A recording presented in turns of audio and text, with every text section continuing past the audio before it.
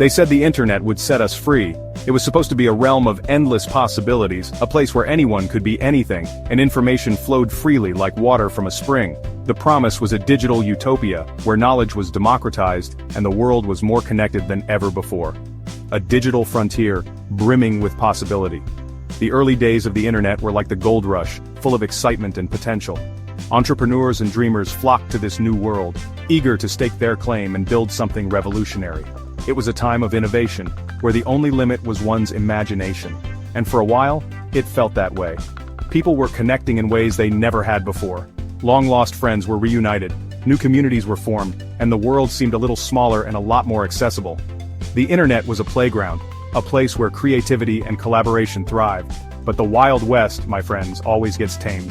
Just as the open plains of the American frontier were eventually fenced in and controlled, so too was the internet. The days of unregulated freedom gave way to a new era of corporate dominance and government oversight. The pioneers of the digital age were replaced by powerful entities with their own agendas. Now, 5 massive companies cast a long shadow over the digital landscape. These tech giants have grown to such an extent that they influence nearly every aspect of our online lives. Their reach is vast and their power is immense, shaping the internet in ways that benefit them the most. Google, Apple, Amazon, Meta, and Microsoft. These names are synonymous with the internet itself. They are the gatekeepers of the digital world, controlling the platforms and services that billions of people rely on every day.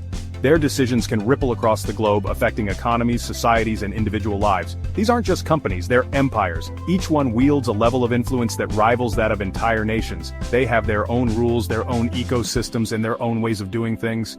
And like any empire, they are constantly seeking to expand their territory and consolidate their power. Think about it. Your phone, your computer, the websites you visit, the things you buy, all of these are touched by the hands of these tech giants. They have embedded themselves into the very fabric of our daily lives, making it nearly impossible to go a day without interacting with their products or services. These companies control it all. From the devices we use to the content we consume, they have a hand in everything. They have created ecosystems that are so convenient and so integrated that opting out feels like an insurmountable challenge. We are in many ways dependent on them. They track your every move, collecting data like it's going out of style. Every click, every search, every purchase is logged and analyzed. This data is the lifeblood of their business models, allowing them to tailor their offerings and target their advertisements with pinpoint accuracy. But this level of surveillance comes at a cost. And what do they do with all that information? They use it to build detailed profiles of their users, predicting behaviors and preferences with uncanny precision. This data is a gold mine, not just for advertising but for shaping the very nature of the internet itself. It influences what we see, what we read, and even what we believe. They get rich. They get powerful. The wealth generated by these companies is staggering, and it has allowed them to amass unprecedented levels of influence. They lobby governments, shape policies, and even venture into areas traditionally reserved for the public sector. Their power is not just economic but also political and social, and they use that power to crush anyone who stands in their way. Competition is stifled, innovation is curbed, and the market is skewed in their favor. Startups and smaller companies find it increasingly difficult to compete, as the giants use their resources and influence to maintain their dominance. The digital frontier has become a battleground, and the 5 horsemen are winning.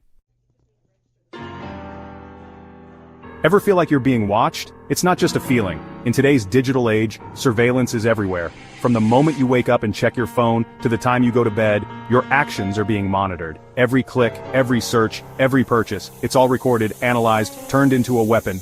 Your digital footprint is a goldmine for corporations and governments alike. They know more about you than you might think. Google knows what you search for. Every query you type into that search bar is stored and analyzed. They build a profile of your interests, your habits, your fears. Facebook knows who your friends are. They track your interactions, your likes, your shares. They know who you talk to, what you talk about, and even how you feel. Amazon knows what you buy. They keep a record of every purchase, every product you browse, every review you leave.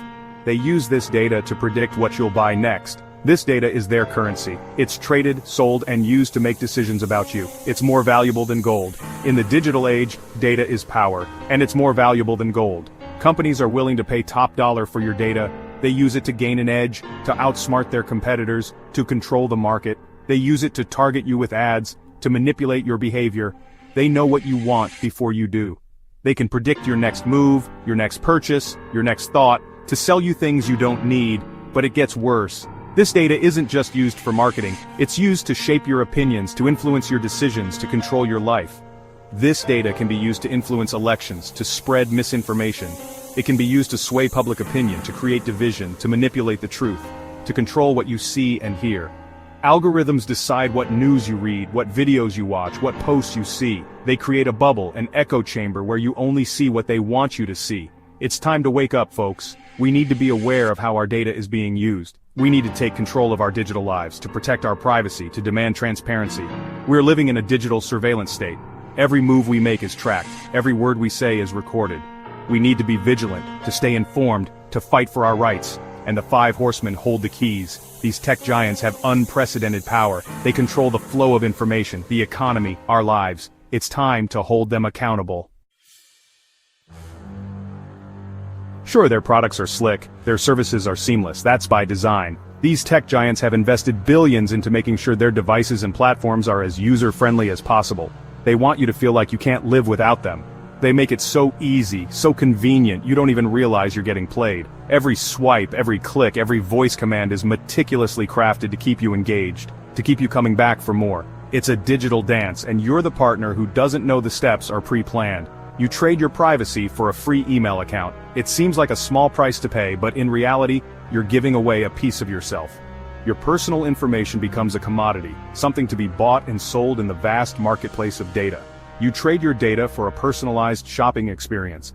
Those recommendations that seem so helpful, they're based on a detailed profile built from your browsing history, your purchase patterns, even your social media activity. It's like having a personal shopper who knows everything about you, but at what cost?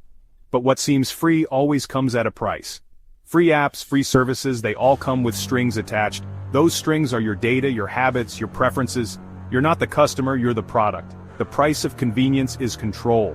The more you rely on these devices, the more control they have over you. They monitor your activities, track your movements, and even predict your next actions. It's a level of surveillance that would have been unimaginable just a few decades ago. These companies control what you see, what you read, what you buy. They curate your newsfeed, tailor your ads, and suggest products based on your data.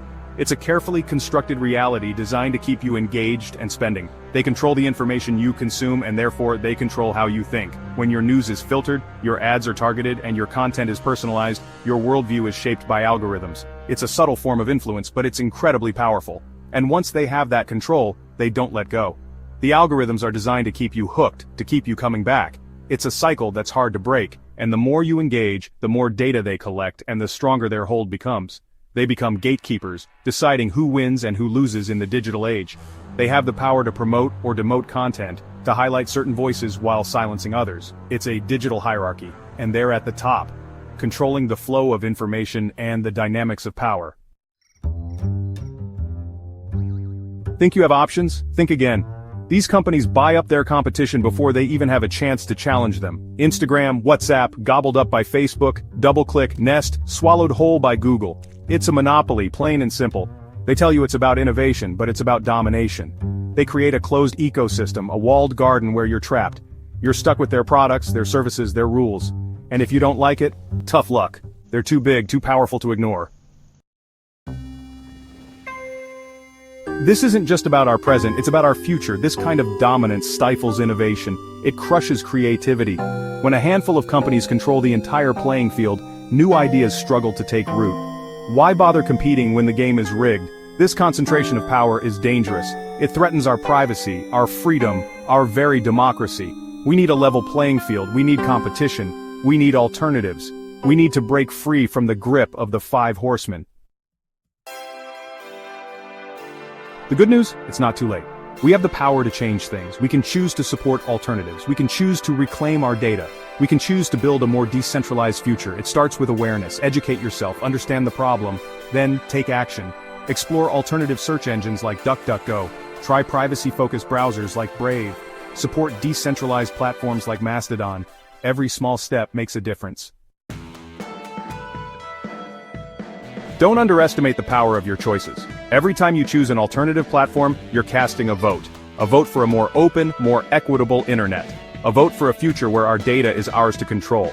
It might seem small, but these individual actions can have a ripple effect. The more people demand change, the more pressure we put on these companies to change their ways. And if they refuse, well, then we build something better, something more ethical, something that puts people before profits. We deserve better than this. We deserve an internet that empowers us, not exploits us. An internet that fosters innovation, not stifles it. An internet that belongs to everyone, not just a select few. It's time to raise our voices. Contact your elected officials. Support organizations fighting for digital rights. Spread the word. Let these companies know that we're not going to take it anymore. Thanks for watching TechBlend Solutions.